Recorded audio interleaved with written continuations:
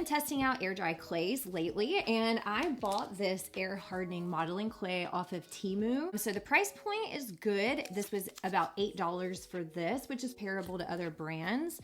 So I'm gonna test it out and see how it compares. I'm going to make a pinch pot, which is a really simple, easy foundational skill that should be able to test out how this works on the hands, on the surface, and just the overall feeling of working with it.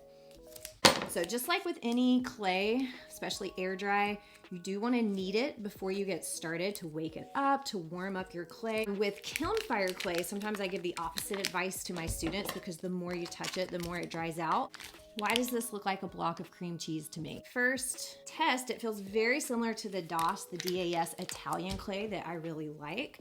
Feeling it in the hands, it kneads very well. It does have that modeling clay kind of like plastic feel to it, which isn't bad. It's just a different type of clay, and it's different from the foam Crayola Model Magic, which I had made my opinions on that known. I could feel the clay warming up in my hands. So to make a pinch pot, first you make a sphere in your hands.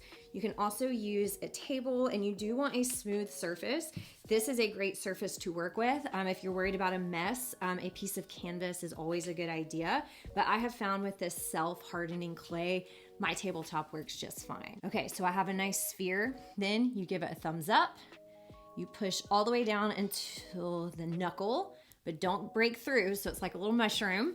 Then balancing on one hand here, you pinch and turn. You're not pulling the clay, you are your own little pottery wheel.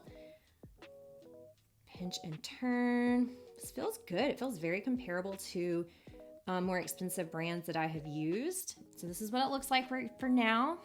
And then you can always tap it on the surface to make the wall of your pinch pot not so thin, and avoid pulling. You don't want to pull the pinch pot and stress it out. You want to use the turning motion like this. And if pinch pot is a foundational skill, it's something that you can build upon.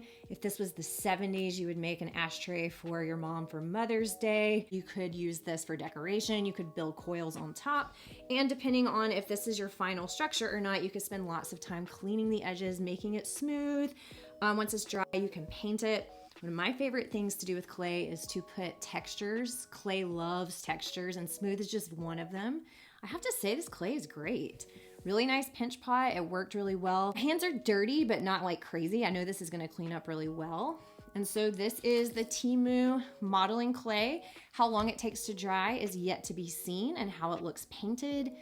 But this feels great, great quality. So art supplies on Temu, who knew?